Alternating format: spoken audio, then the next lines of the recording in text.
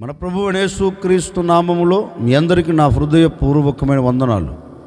ఈ దినమంతా నా ప్రభు మీకు తోడై ఉండి మిమ్మల్ని ఆశీర్వదించి దీవించునుగాక.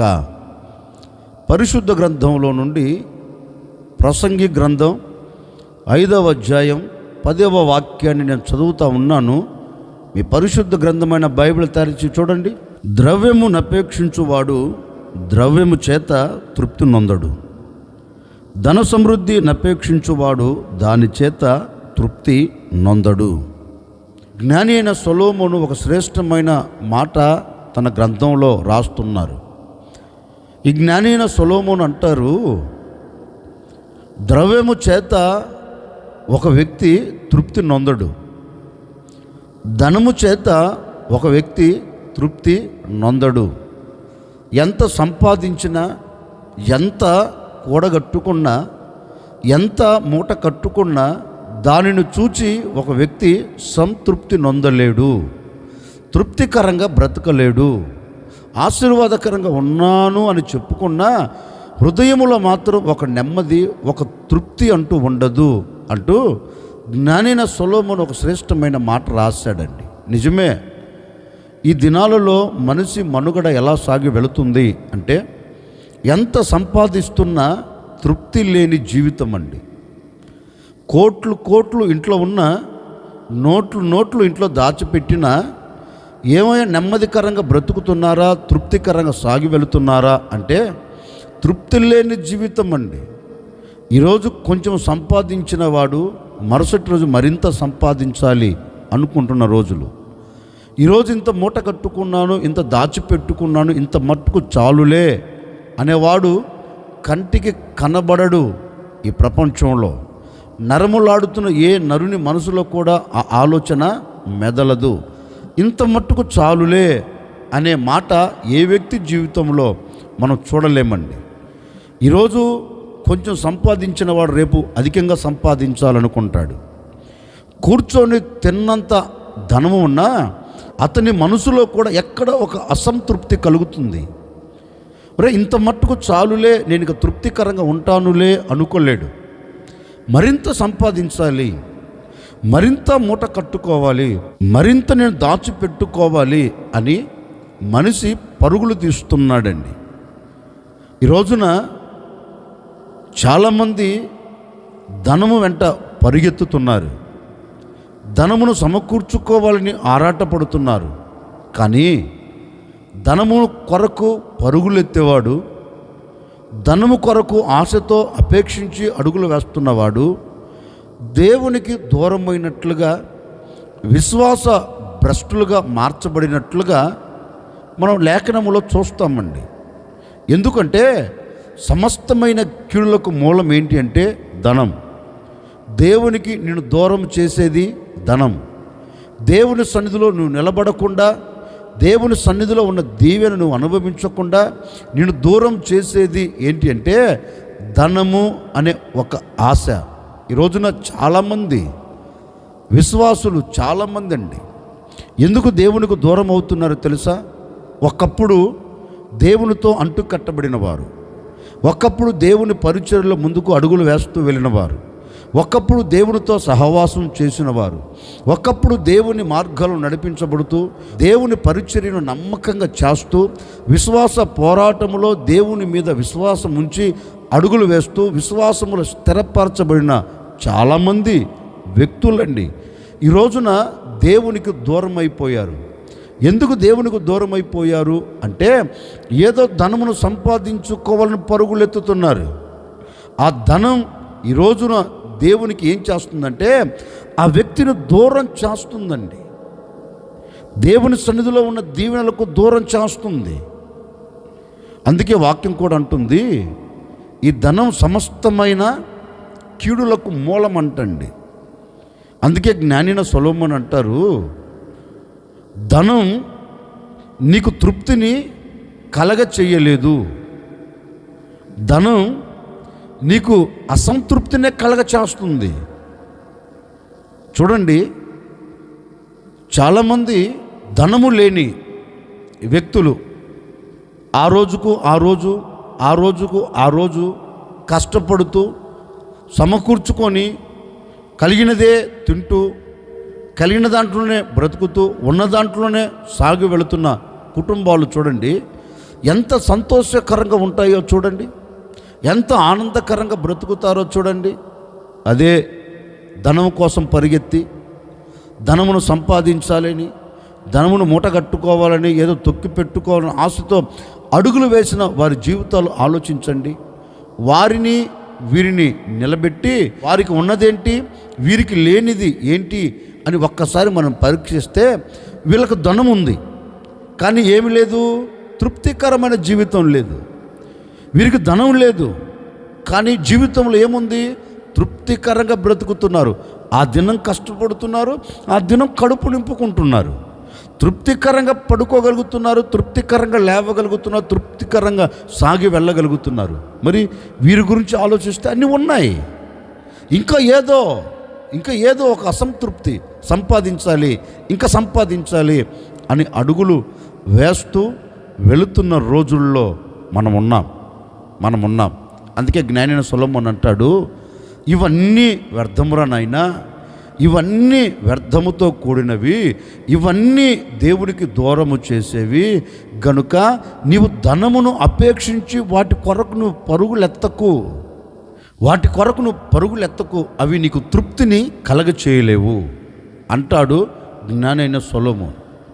మరి ఎక్కడ ఒక వ్యక్తికి తృప్తి దొరుకుతుంది? ఎక్కడ ఒక వ్యక్తి తృప్తికరమైన జీవితంతో కొనసాగించబడతాడు? పరిశుద్ధ గ్రంథంలో నుండి ఓ మాట జ్ఞాపకం చేస్తాను. దావీదు రాసిన 65వ కీర్తన 4వ చరణాన్ని నేను చదువుతాను. మీ పరిశుద్ధ గ్రంథమైన బైబిల్ తెరిచి చూడండి. నీ ఆవరణములలో నివసించున్నట్లు నీవు ఏర్పరచుకొని చేర్చుకునివాడు ధన్యుడు. నీ పరిశుద్ధాలయము చేత నీ మందిరములోని మేలు చేత మేము తృప్తి పొందెదము. భక్తుడు అంటారు, నాకు కలిగిన ధనము వల్ల నాకు తృప్తి లేదు, నేను సంపాదించి దాచిపెట్టిన దాని వలన నేను తృప్తికరంగా బ్రతకలేకపోతున్నాను. మరి నాకు ఎక్కడ తృప్తికరమైన జీవితం కలుగుతుంది అంటే ధనములో కాదు. నేను ఎక్కడ తృప్తికరంగా జీవించగలుగుతాను అంటే రాజ్యములో కాదు.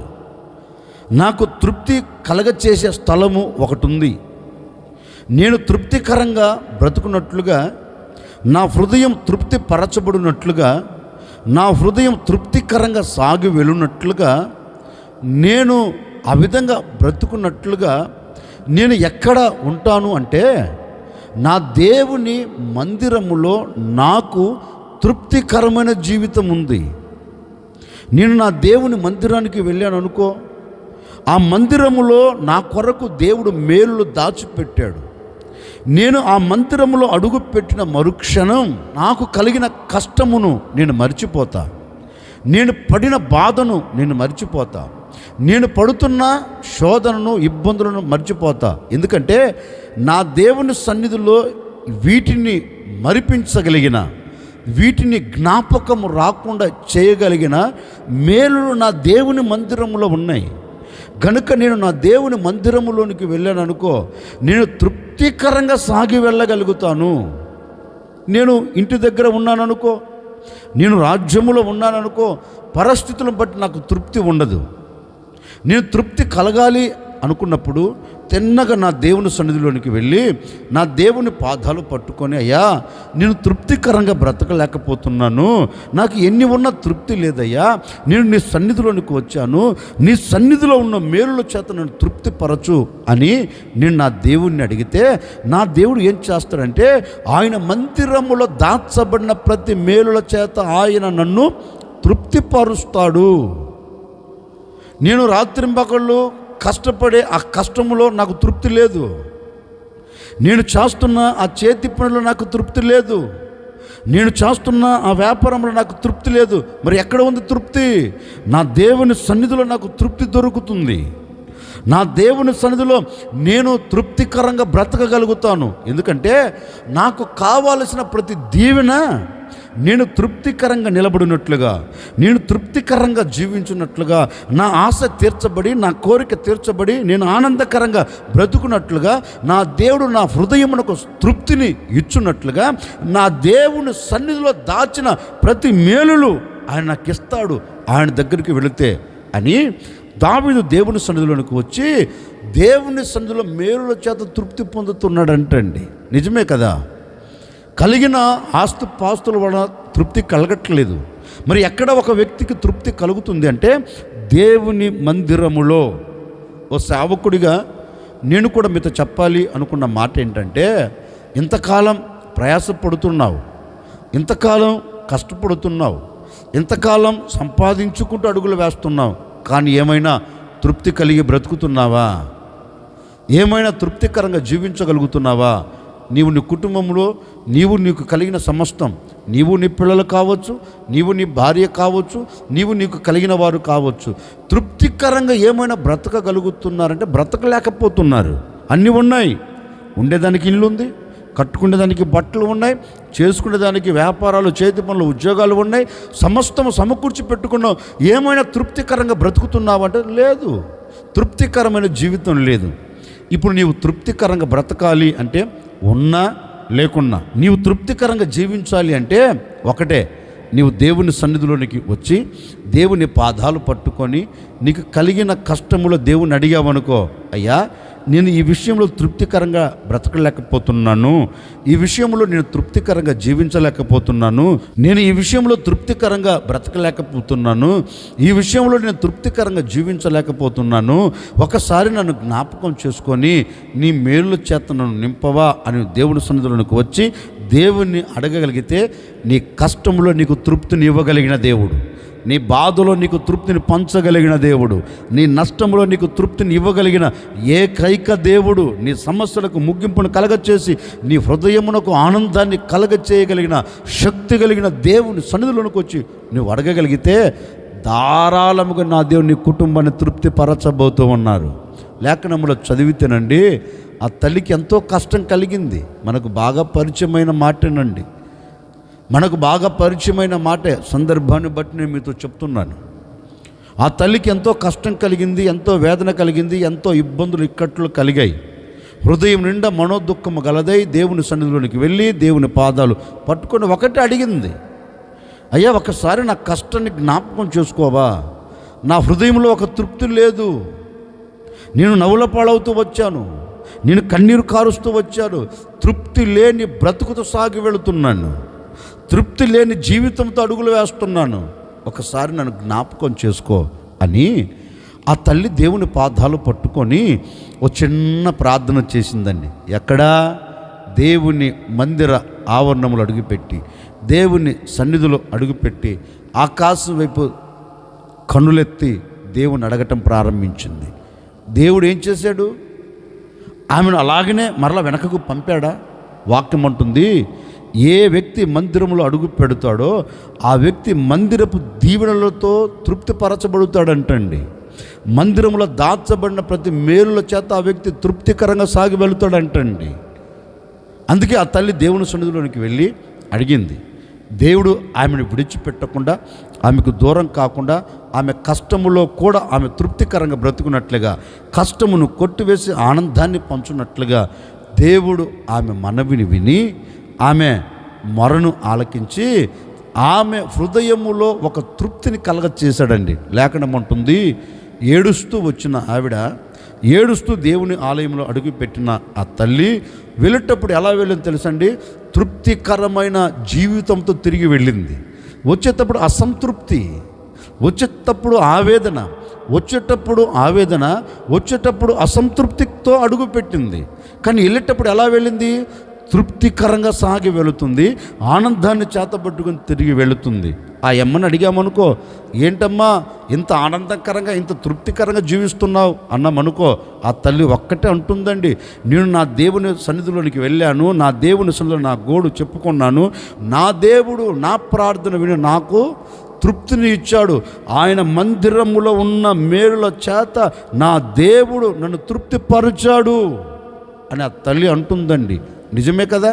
ఒకవేళ ఈరోజు నీకు ఏ వేదన కలిగిందో, ఏ వేదన కలుగుతూ తృప్తికరంగా నిలబడలేకపోయావేమో, ఒకవేళ నీ కుటుంబానికి తృప్తికరమైన బ్రతుకు లేకుండా పోయిందేమో, ఎంత కష్టపడుతున్నా, ఎంత శ్రమ పడుతున్నా, ఎన్ని బాధలు పడుతున్నా, సంతోషం, సమాధానం, తృప్తికరమైన బ్రతుకు లేక ఈనాటి వరకు కన్నీరు కారుస్తున్నావేమో, ఈ ఉదయకాల సమయంలో ఒకే ఒక చిన్న నిర్ణయం, దేవుని సన్నిధిలోనికి వెళ్ళి దేవుణ్ణి అడిగి, అయ్యా నాకు నీ సన్నిధిలో దాచబడిన మేలుల చేతను తృప్తిపరచు అని అడగగలిగితేనండి, ఎక్కడ ప్రపంచంలో దొరకని తృప్తికరమైన జీవితం, సంపాదించిన డబ్బులు లేని తృప్తికరమైన బ్రతుకు, దాచిపెట్టుకున్న ధనములో లేని తృప్తికరమైన బ్రతుకు నా దేవుని ఆలయములో దేవుడు దాచిపెట్టాడు. నా దేవుని ఆలయములో నిలిచి ఉంది. ఆ ఆలయంలో ఏ వ్యక్తి అయితే అడుగు పెడుతారో తప్పక ఆ వ్యక్తి సమృద్ధిని చాతబట్టి బ్రతకగలుగుతాడు, సమృద్ధిని పొందుకొని తిరిగి వెళ్ళగలుగుతాడు. ఈ ఉదయకాల సమయంలో ఒక సేవకుడిగా కోరుకుంటున్నానండి, ఈ దినము నుండి నీకు ఏ కష్టం కలిగినా, ఏ బాధ కలిగినా, ఏ ఇబ్బందులు కలిగినా, ఎలాంటి శ్రమలు కలిగినా, ఎలాంటి కన్నీరు కలిగినా, నీకు తృప్తి లేక ఆవేదన చెందుతున్నా, నువ్వు దేవుని మందిరంలోకి వచ్చి మొరపెట్టి చూడండి, దేవుని మందిరంలో అడుగుపెట్టి చూడండి. ఆయన మందిరంలో అడుగుపెట్టిన మరుక్షణమే ఆయన నిన్ను తృప్తిపరచబోతూ ఉన్నాడు. ఆయన నీకు తృప్తికరమైన జీవితమును కలగచేయబోతున్నాడు. మేలుల చేత నిన్ను తృప్తిపరచబోతూ ఉన్నారు. ఈ దినము నుండి మీరు తృప్తికరంగా సాగి వెళ్ళుదురుగాక. అన్ని విషయాల్లో నీ చేతింపులో నీకు తృప్తిని కలగచేయబోతున్నాడు. నీ వ్యాపారంలో నీకు తృప్తి కలగబోతుంది, నీ ఉద్యోగంలో నీకు తృప్తి కలగబోతుంది. నీవు నీ పిల్లలను చూసినప్పుడు తృప్తికరంగా ఉండబోతూ ఉన్నావు. నీవు, నీ కుటుంబం, నీవు, నీ పిల్లలు, నీకు కలిగిన సమస్తం తృప్తికరంగా ఈ దినము నుండి మీరు బ్రతుకుదురుగాక. ఆశ్చర్యకరుడా, మీకు స్తోత్రాలు చెల్లిస్తూ ఉన్నాం. ఇప్పటి వరకు నీ సన్నిధిని మాతో కూడా నిలబెట్టారు, అందును బట్టి మీకు స్తోత్రం. నిజమే నాయనా, ఎంత సంపాదించుకున్న ధనము మాకు తృప్తిని కలగచేయదు. నీ మందిరములో ఉన్న మేలుల చేత మాత్రమే తృప్తి పరచబడుతామని మీ లేఖనాలు సెలవిచ్చినట్లుగా ఎందరైతే ఈ దినం నీ మందిరములో చేరి, అయ్యా నీ మందిరపు మేలుల చేత తృప్తి పరచబడాలి, తృప్తి పొందాలి అని కోరుకున్నారో ప్రతి ఒక్కరికి ఇక మీదట నీ మందిరపు మేలుల చేత ప్రతి వారు తృప్తి పరచబడుదురుగాక తండ్రి. అట్టి కార్యం బిడ్డల పట్ల మీరు జరిగించి మీ ఘనమైన నామమునకు మహిమ తెచ్చుకోండి. ఈ దినమంతా చేస్తున్న వ్యాపారం, చేస్తున్న చేతి పని, చేస్తున్న ఉద్యోగం, బిడ్డలు ఎక్కడ అడుగు పెడుతున్నా అక్కడ తృప్తి కలుగునట్లుగా మీరు సహాయం చేయమని యేసు నామములు అడిగి వేడుకొనుచున్నాము తండ్రి, ఆమెన్. ఈ దినమంతా మీరు ఎక్కడికి వెళుతున్నా నా దేవుడు మీకు తృప్తినిచ్చి ఆనందము చేత మిమ్మల్ని నడిపించును గాక.